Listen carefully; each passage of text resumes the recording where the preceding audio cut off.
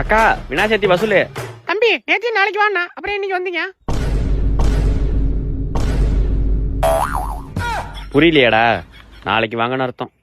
அத்தா விநாயகர் சதுர்த்தி வசூலுக்கு வந்திருக்கோம். அத்தா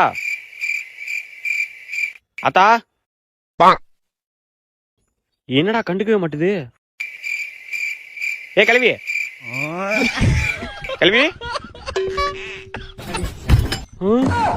இதுக்கு நாளைக்கு வான்னு சொல்லிருக்கலாம். வாங்கடா போலாம்.